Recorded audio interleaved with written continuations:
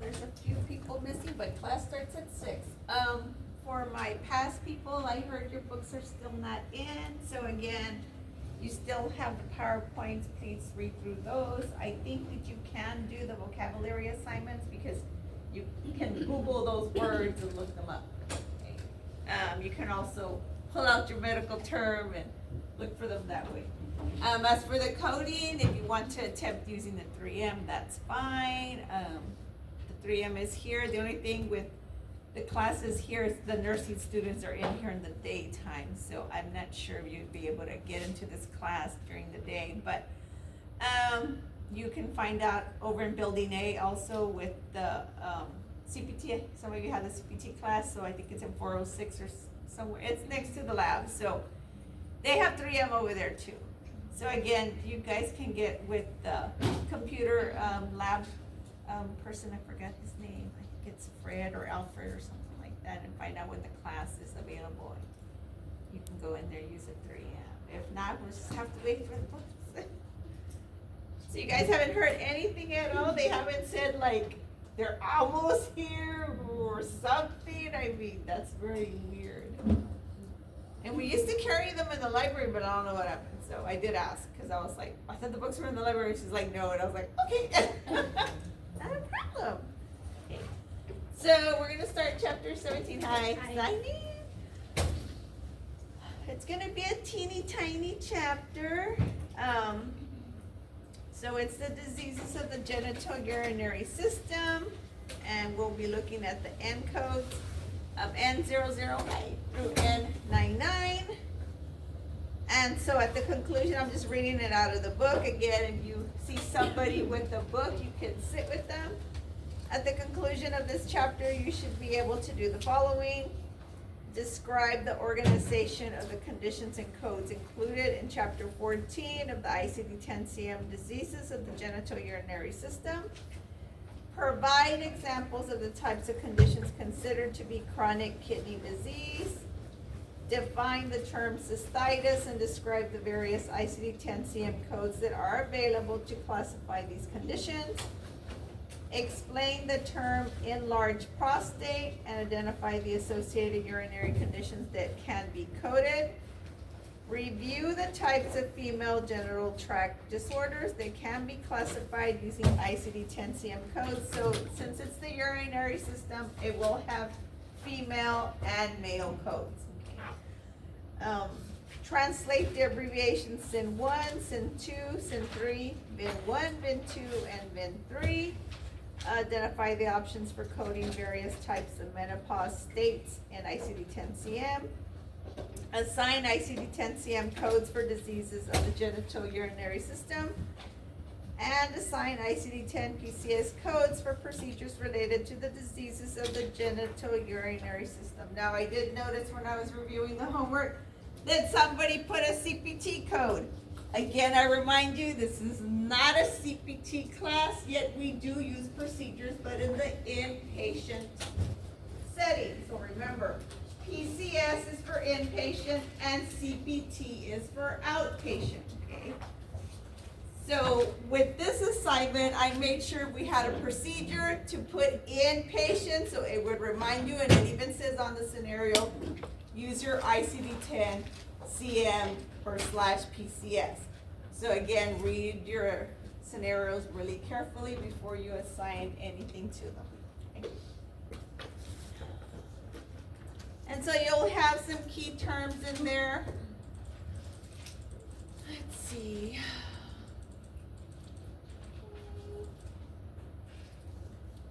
So these are going to be some of the things that you're going to see.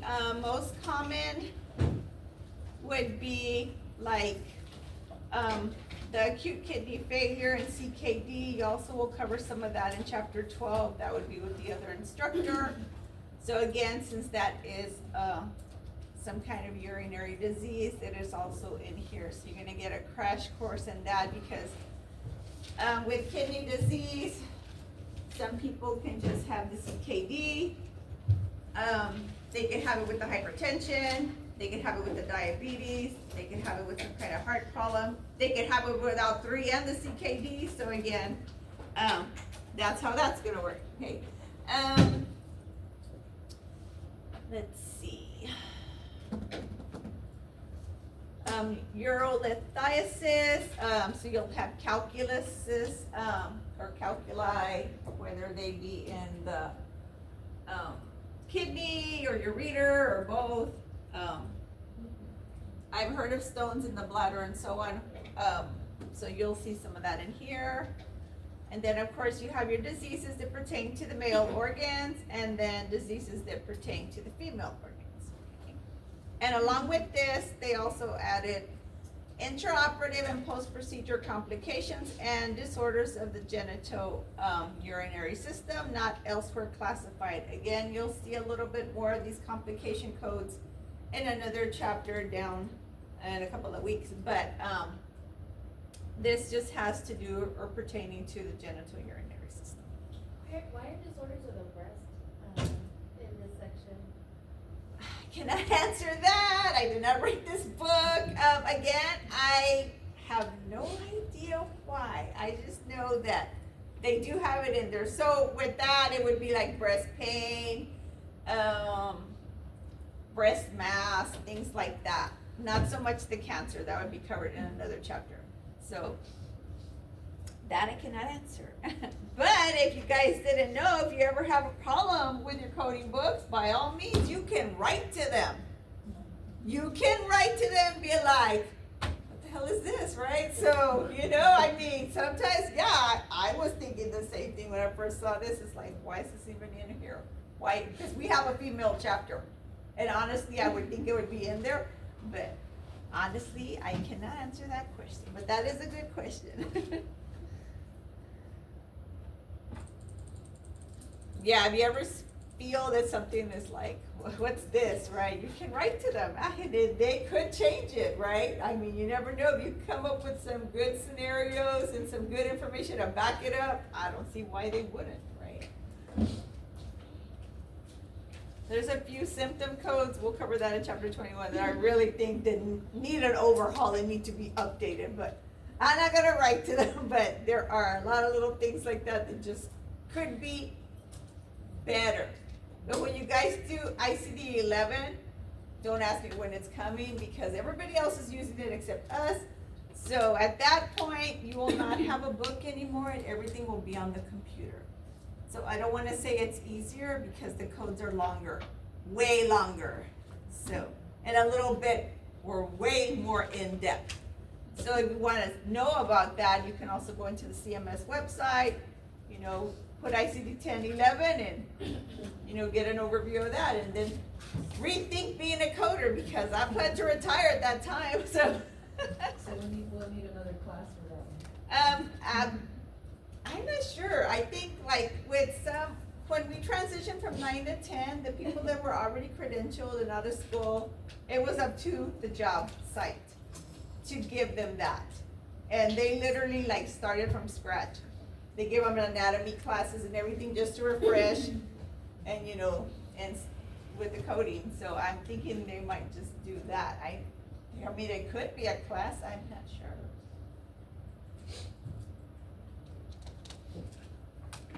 Because once you know how to code, it's like riding a bike. It doesn't matter if the codes change. It's still about the same process. You're still going to look them up the same way. Only thing that's going to change is the code. And like I said, they're going to tweak them just a little bit more.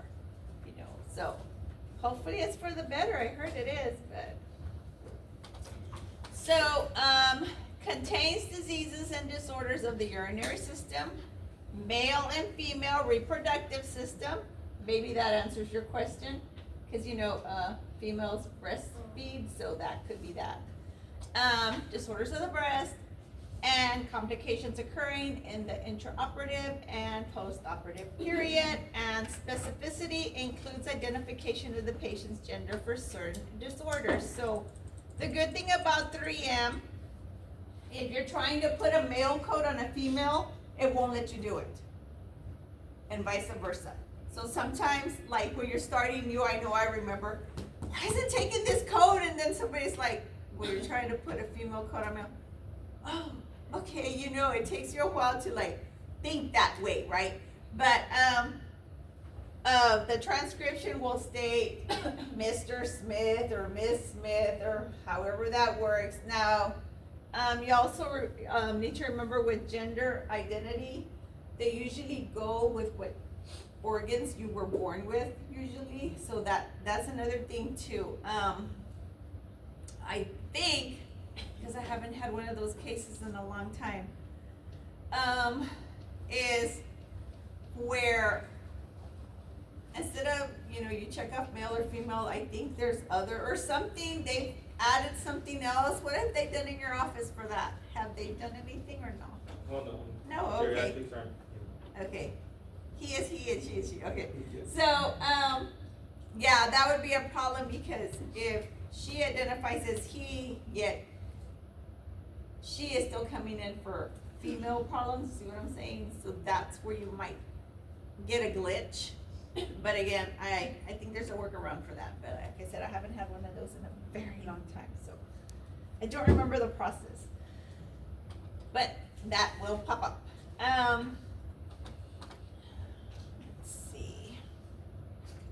So instructional notes appear throughout the chapter to indicate when additional codes or code should occur. For example, N00 through N08, glomerular disease, code also any associated kidney failure. So again, if that is what the scenario is stated, then you would add additional codes.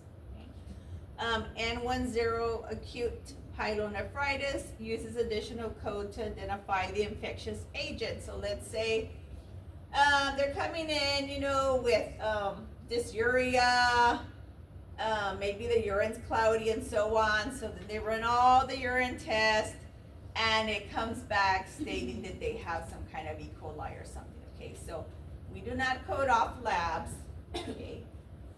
They have to specifically tell us that test, once they got it back, that they tested positive for that, okay? And that's the only way that we could pick that up, okay? So you would pick up the acute pyelonephritis and again, any additional code for the infectious agent, again, he has to state it in order for you to pick it up. It doesn't matter if you have the lab, we're not gonna pick it up. And that's the only thing I can tell you with inpatient. If your patient has been there all week and the E. coli is there, you might wanna query your doctor because we wanna get paid for all those days they've been there. And if that justifies why they've been getting all those broad spectrum antibiotics until we figured out what grew out of the culture, which could take 4 to 6 days. Don't quote me on that, but then yes, by all means, query your physician, and they'll teach you that when you're at work. They already have like little drop downs in the 3M that will ask certain questions, worded in a way where we don't make him, hey, by the way, pick up the E. coli. No, we can't say that, okay? So, it's considered fraud, but there's a nice way to put it so that he will look back at the labs and say, oh yeah, because once the patient is already like on a certain day or something, yes, they still come in, but honestly, he's not gonna go back and look at anything unless the patient's not getting any better, so it's up to us to ask those questions. And then we have N17, acute kidney failure, code also associated underlying condition. So you could have that CKD with the hypertension and the diabetes and also have acute kidney failure. So you can have a chronic and acute kidney failure at the same time. Okay? So we code it as such. N18, chronic kidney disease, and code first any associated underlying condition. I mentioned the diabetes,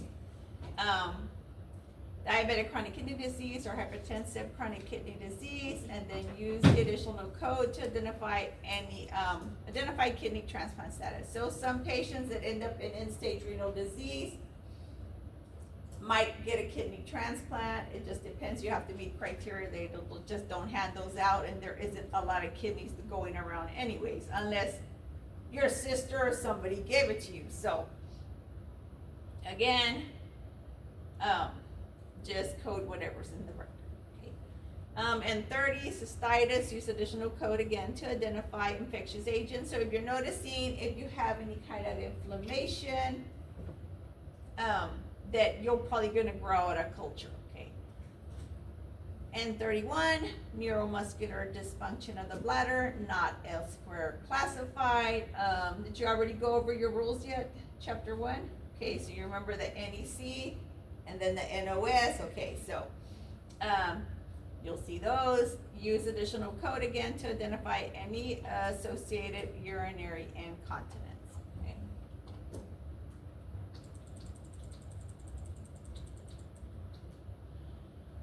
Then we have N19, unspecified, so we try not to use the unspecified, but if he does not tell us acute or chronic, we have to go with the unspecified, okay? Oh, was that a little sneeze? Bless you.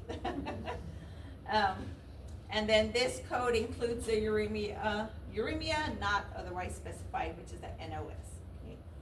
And 28.0, ischemia and infarction of a kidney, includes the renal artery embolism, obstruction, occlusion, and a thrombosis. And then the N40, benign prostatic hypertrophy, includes the adenofibromatosis, hypertrophy of the prostate, benign hypertrophy of the prostate, which is known as a BPH, which is an enlarged prostate, nodular prostate and polyp of the prostate. And so we're gonna have a code, a procedure for that. It's called the TURP. And what they do is just, since it's so enlarged and the person can't urinate sometimes, they go and have that TURP and they take, I guess, pieces out of there so that they could use the restroom again, I guess. Urinate, there we go, urinate. So, again, that anything that we remove at the doctor's office, whether it's a day surgery or inpatient, everything goes to the lab, and so sometimes that is like a less than a 10% might come back malignant. But most time it's just overgrown tissue that is blocking that area.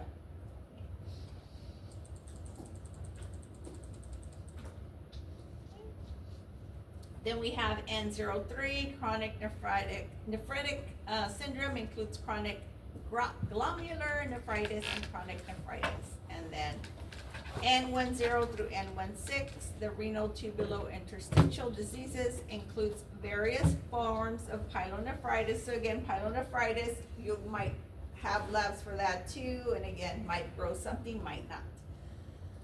Salpingitis and oophouritis includes tubo-ovarian abscess and pyosalpinx, so that's N70, and then we have N97 for female infertility and includes female sterility.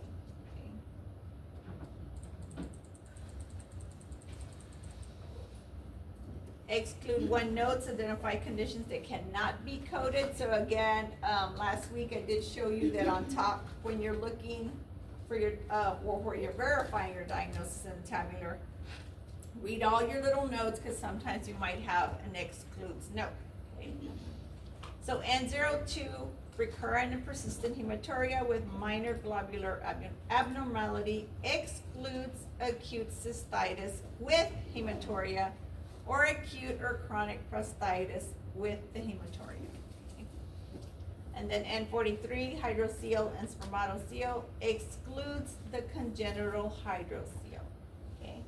Again, the wording, whatever the doctor says, so we're gonna pick up. And then it excludes two notes, identify other conditions that can be coded with the category codes in chapter 14, for example, N39, other disorders of the urinary system, excludes but can be coded with hematuria. And then N83, non-inflammatory disorders of the ovary, fallopian tube, and broad ligament, excludes but can be coded with the hydrosalpinx.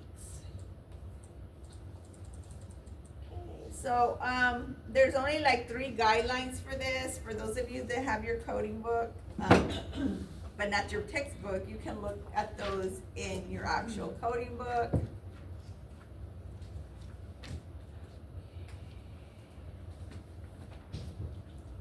So that would be, page 35, which is XXXV. And that would be under chapter 14.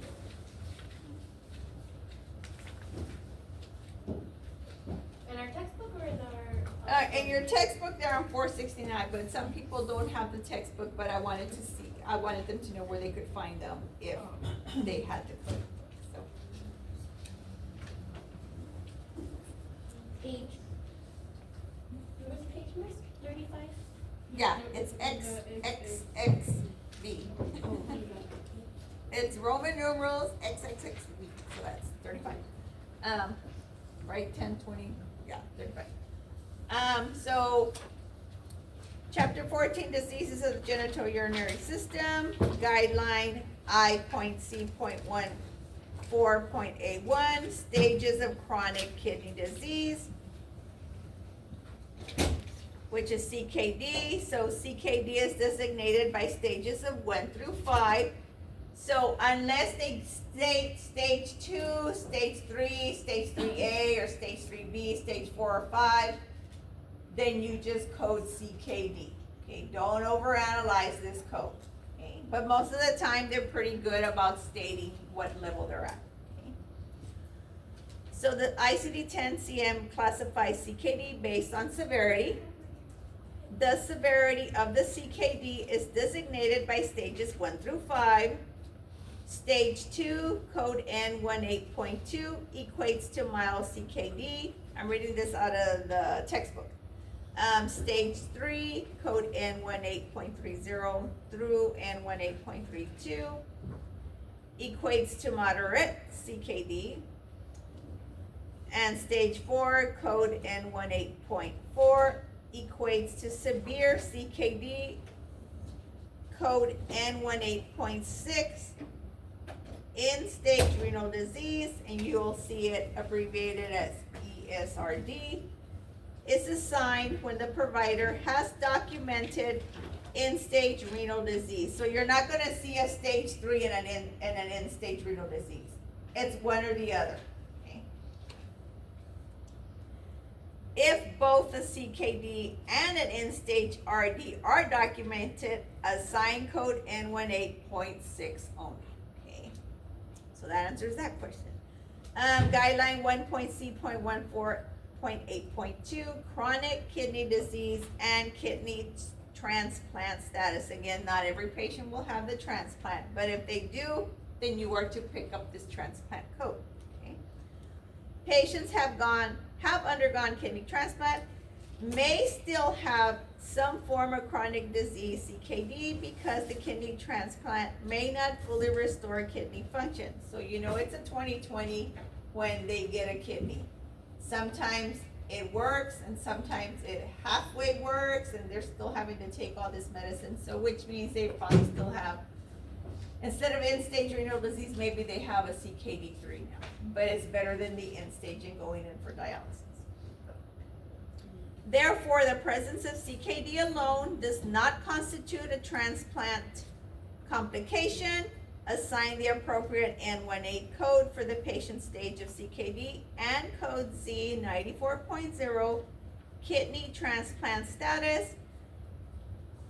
If a transplant complication such as failure, rejection, or other transplant complication is documented, see section 1.C.19.G for information on coding complications of a kidney transplant. If the documentation is unclear as to whether the patient has a complication of the transplant, query the provider. So again, just because the kidney's not working, we're not the doctors, I don't know that that's being rejected or anything. So he will state whether it is a complication or not. And then coding guideline 1.C.14.8.3, chronic kidney disease with other conditions. And just a reminder, those of you that don't have a book at all, that you can go on to the CMS website and look up these two. Okay, it's got all the codes and everything in there. Just put ICD-9, okay, or I'm sorry, ICD-10.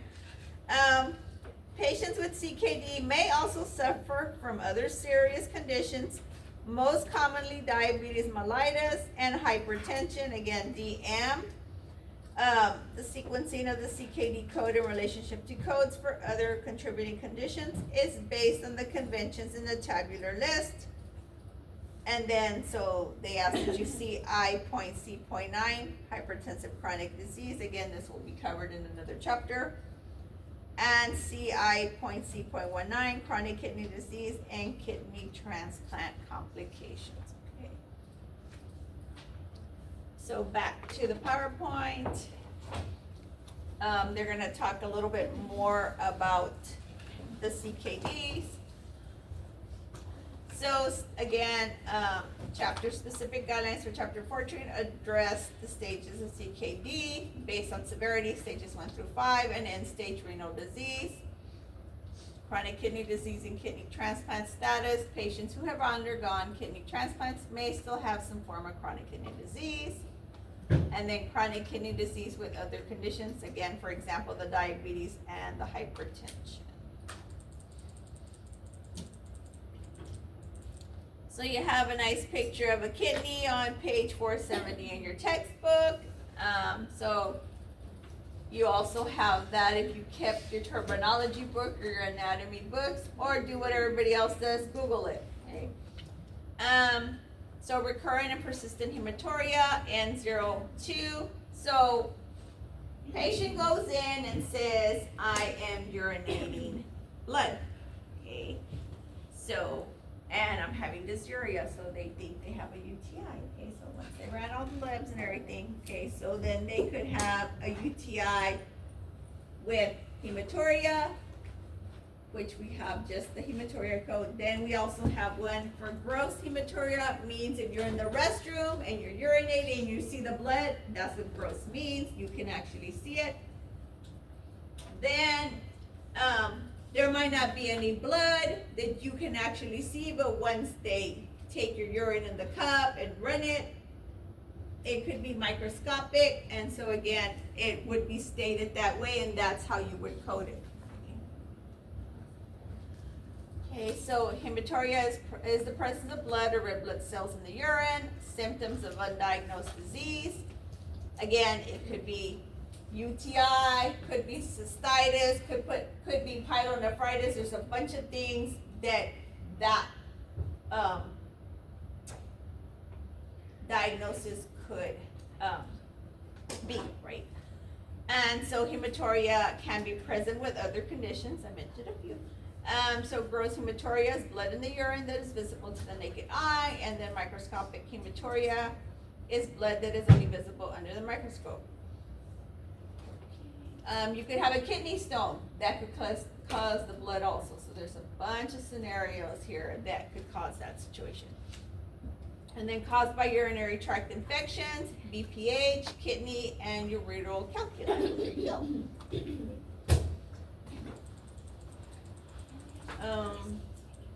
Review figure 17.2, that's on page 471. Again, it's just another picture of the urinary system in your textbook. So, acute kidney failure and chronic kidney disease, N17 through N19. Kidneys have problems eliminating metabolic products from the blood, may be caused by various underlying diseases such as hypertension and diabetes, and specific codes for the stages of the CKD and end-stage renal disease. So we just covered that earlier. And they're running it again here. So again, the CKD, you have stages 1 through 5, okay? And then glomerular filtration rate, GFR, measures kidney function and with other factors determines the stage of the disease. And the coder cannot use the GFR lab. Again, I remind you, we do not pick anything off the labs, okay? Results to assign the CKD, cannot use a GFR lab results to assign the CKD stage, as it must be documented by the provider. And then chronic renal insufficiency is an unspecified form of CKD, and renal insufficiency or acute renal insufficiency are vague but different conditions for or from the CKD. So they could be different wording, but when you pop it into the 3M, should code out to something, right? Acute kidney failure, also described as non-traumatic acute kidney injury, known as AKI. The symptoms include oliguria, anuria, with hyperkalemia and pulmonary edema. The AKI causes waste products to collect in the blood. The buildup of the fluids affects the heart, lungs, brains, and other organs from functioning properly. An AKI typically is corrected when the underlying disease is treated or controlled. Causes include hypotension, blood fluid loss, heart attack, heart failure, use of certain drugs, allergic reactions, burns, injuries, etc.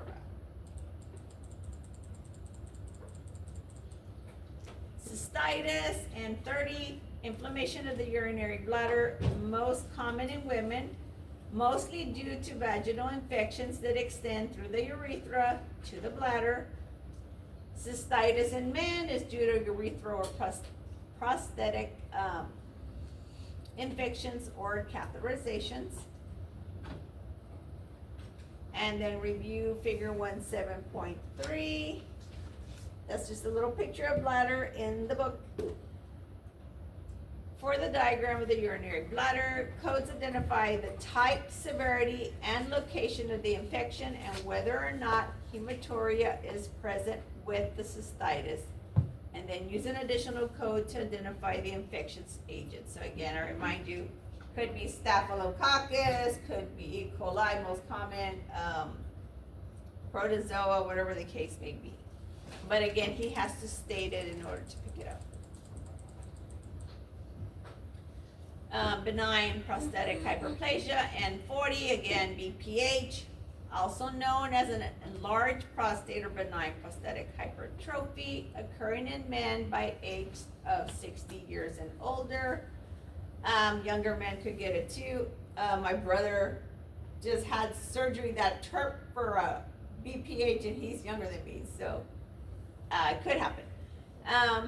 So the prostate enlarges and presses on the urethra, obstructing the flow of urine from the bladder and causing difficulty urinating, and may be described as benign bladder neck obstruction. Symptoms of enlarged prostate referred to as lower urinary tract symptoms, and codes identify the enlarged or nodular prostate with or without lower urinary tract symptoms.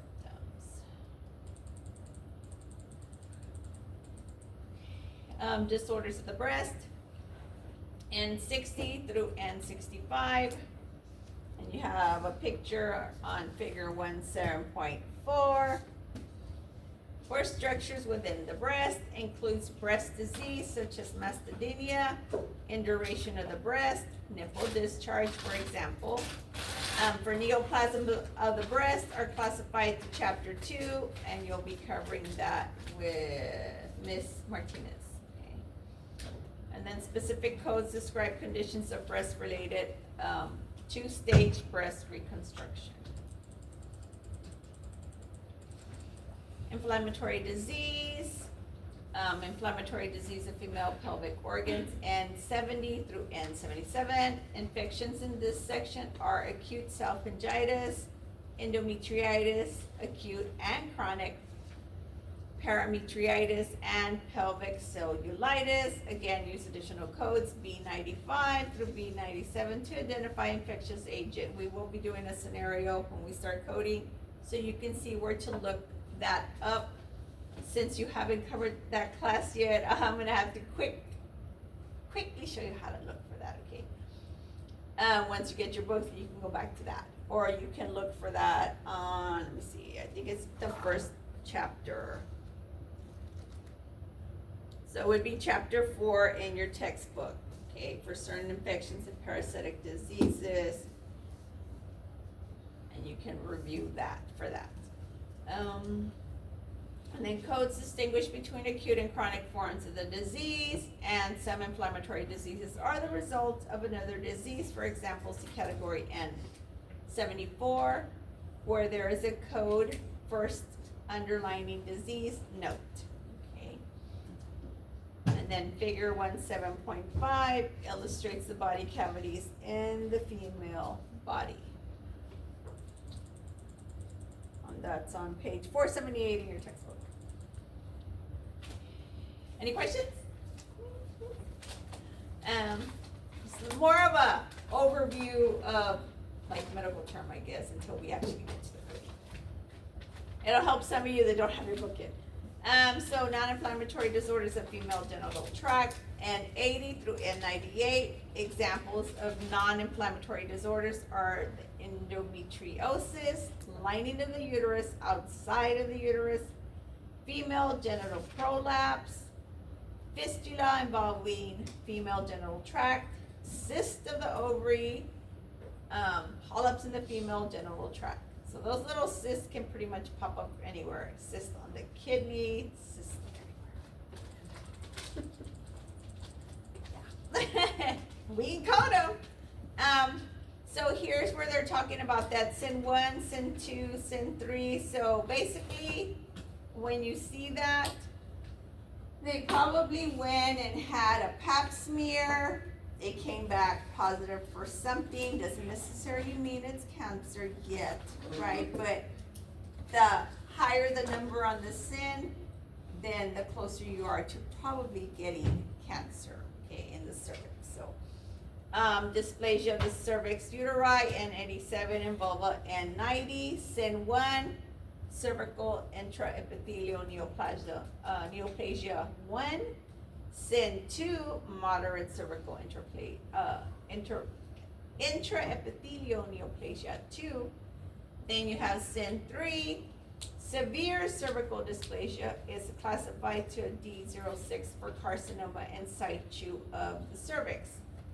I personally had the SIN, not the SIN 1, but I had some dysplasia, but it was gonna probably be a SIN 1, so they took me in and just burned that whole area off. So lucky me, it didn't return, but if it had, then it was probably something else. But so that's not the worst case scenario, but I lucked out.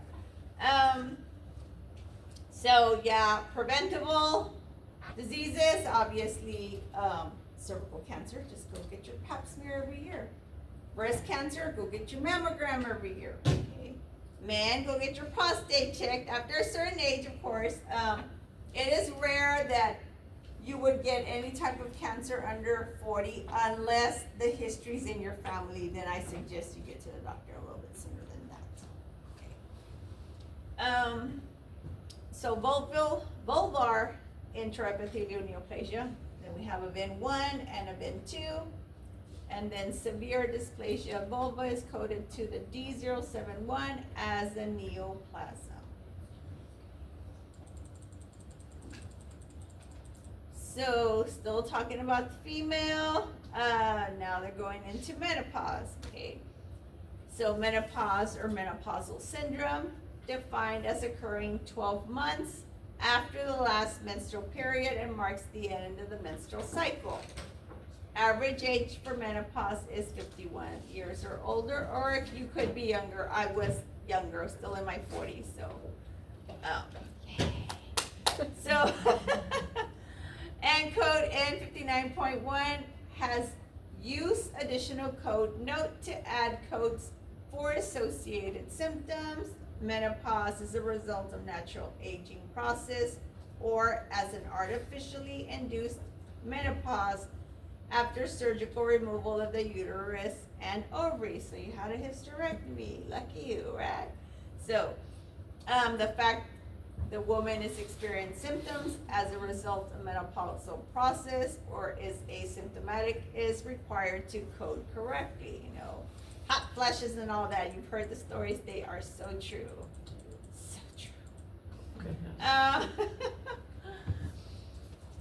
And then the intraoperative and post-procedural complications examples. We have N99.0 for post-procedural acute or chronic kidney failure, N99.110 through the N99.116 and N99.12 post-procedural urethral stricture. So these codes, they actually have to say that it's a complication of the surgery. Some people get a complication of the surgery during the surgery. You know, maybe they cut the wrong thing, they left the sponge in there, whatever the case, you've heard the horror stories. If you haven't, you will when you get to the hospital. Then sometimes you've had the procedure, and then you go home a day later, you have fever and all that. That is considered, but he has to state it that way, but 99.9% yes, it's a post-procedural fever caused by the procedure that was done the day before. Okay. Then we have the N99.2, post-procedural adhesions of the vagina. N99.3, prolapse of vaginal vault after hysterectomy. N99.4, post-procedural pelvic peritoneal adhesions. N99.510 through N99.538, complications of stoma of urinary tract. N99.61 through N99.62, intraoperative hemorrhage and hematoma of a genital urinary system organ or structure complicating a procedure. N99.71 through N99.72, accidental puncture and laceration of a genital urinary system organ or structure during a procedure. And then N99.81 through N99.89, other intraoperative and post-procedural complications. I know that at DHR, they do hysterectomies with a surgical arm, so that's interesting. Somebody's controlling the arm and doing the surgery, right? Instead of the doctor actually going in. He's still doing it, but he's doing it that way. But whether it's safe or not, I do not have that answer for you, but I guess if somebody ever has that, you can always ask them. So in this chapter, what are we looking at? Oh, it's almost time for a break. In this chapter, there are procedures for the urinary system, female reproductive system, and the male reproductive system, and root operations vary depending on these, what part of the genital urinary system is being coded. Review table 17.1 for the genital urinary system, root operations in urinary system, female reproductive system, and male reproductive system. And then body parts include laterality. So again, it's, we have a left ovary, we have a right ovary, right? Things like that. So not everything is bilateral, okay, but some parts are. And then more common approach is endoscopic through a natural orifice, meaning if it's the prostate, they'll go through the urethra. Same thing for the woman, they'll go through the urethra, go through the vagina, things like that. Okay, that's considered endoscopic. Okay, we're not cutting into this person, we're just using the scope and then doing it that way. So we do have a few scenarios of that for PCS that we'll be going over in the next hour. So PCS section for the urinary system, 0T1 through 0TY, and the root operations in character 3, see table 17.2 in your book. Include the bypass, change, destruction, dilation, division, drainage, excision, extirpation, extraction, fragmentation, we will have something with that. Insertion, inspection, occlusion. With the occlusion, it could be them, maybe the lady's tying her tubes. Okay. And they use something called fallopian rings to close those off. Or they just burn them, right? That's the other one. Reattachment, release, removal, repair, replacement, reposition, resection, supplement, restriction, revision, and transplantation. Most common are the excision and the resection. Back in ICD-9, excision meant literally taking anything out. Now, resection means taking the whole thing out, and excision means you only took part of it out. So when you cover that with Ms. Martinez, you will see the difference. Character 4, so again, there's 7 digits for our PCS, if you recall that from last week. So the character 4 identifies the body part involved in the procedure and is shown in table 17.3. Once you get your books, you can look at that. So kidney, right and left, kidney bilateral, in case they do both. Kidney pelvis, right and left, kidney unspecified, as right or left. Let me tell you what, if you have a procedure and this is inpatient, they better tell you whether it's left or right, or you need to look for that somewhere in that op report. Unspecified is not gonna work when we're talking about inpatient. Well, as a matter of fact, outpatient too, if it comes to being some kind of a day surgery or something. Ureter, right and left, ureter's bilateral, ureter unspecified as right or left, bladder and bladder neck, and the urethra. So, character 5 identifies the approach. So, if they are going into the hospital and they're having some kind of an inpatient stay, that more than likely it will be an open procedure. Okay? Other than that, these other procedures can be done on a day surgery patient, right? Or sometimes, like if you're the last patient and maybe your blood pressure spikes, if you're a day surgery patient, they might keep you overnight, which then converts you to an observation, but still is not an inpatient unless you're bleeding or something weird happens and you get admitted, right? But so you would have the percutaneous endoscopic, via natural or artificial opening, via natural or artificial opening endoscopic, that means they use the scope, and then external. And then character 6 identifies the device. Now, not everybody uses a device. You're gonna see that we're gonna use that ZZ a lot, because they didn't use a device, you know, and they didn't have a qualifier. So that last 2 digits will be a ZZ, okay? So, table 17.5, again in your textbook for the devices, drainage device, monitoring device, infusion device, autologous tissue substitute and non-autologous tissue substitute, extraluminal device, intraluminal device, synthetic substitute, artificial sphincter, stimulator lead, other device, and no device. So you see why the op report is so important. You're actually going to have to read this if you're doing inpatient, because every little thing is picked up in these characters.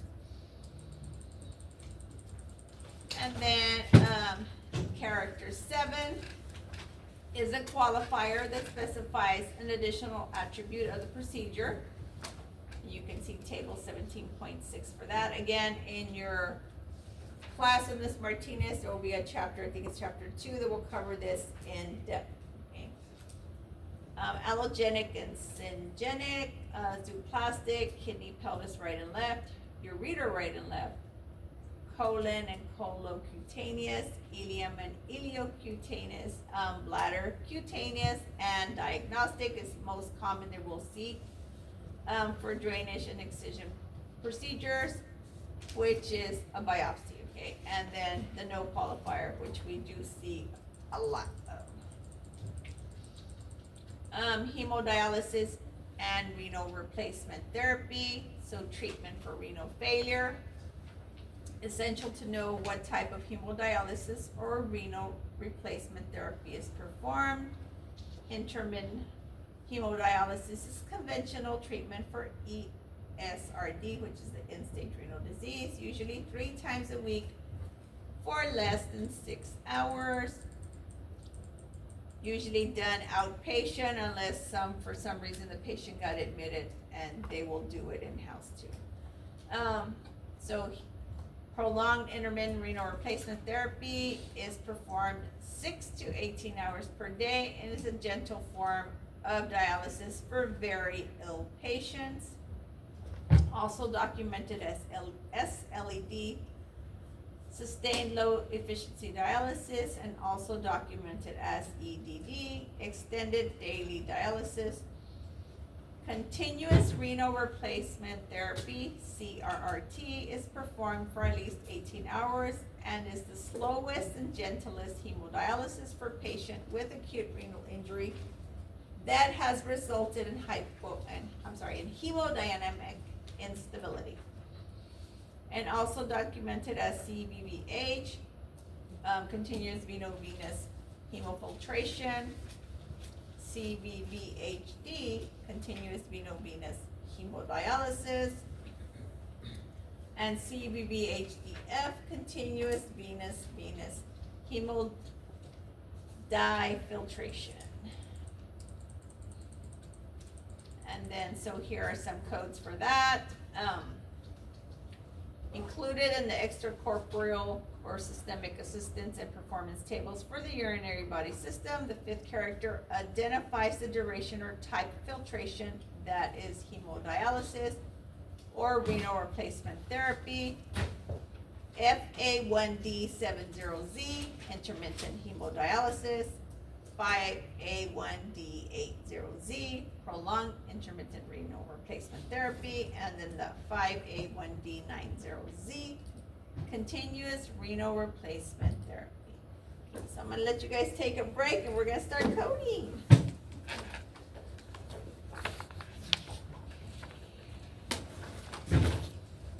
have a question. Yes. For, in the assignment number 7, when it was, kyphosis due to age-related osteoporosis, thoracic region, was the kyphosis supposed to be secondary and not,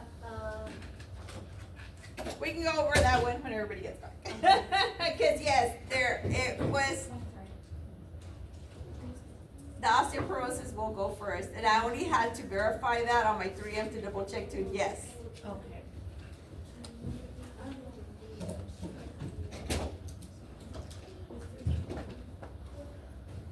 And everybody, don't forget to sign in. It's right over here. You haven't signed it yet.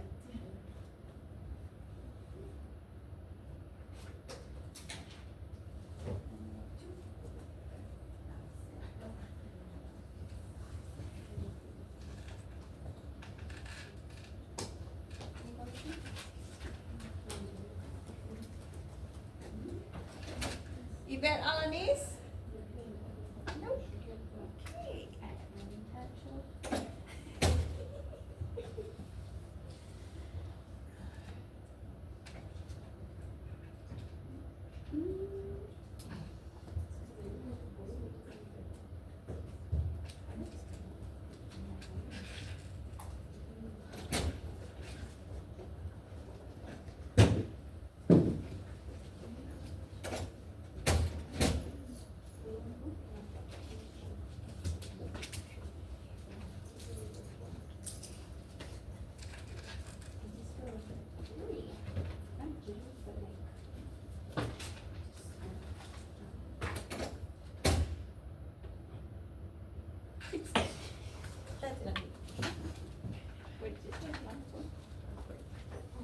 How long is our break? Well, it could be 5-10 minutes, depends what you guys are doing. Go munch munch. Are you gonna go munch munch? Yes. Okay, go munch munch.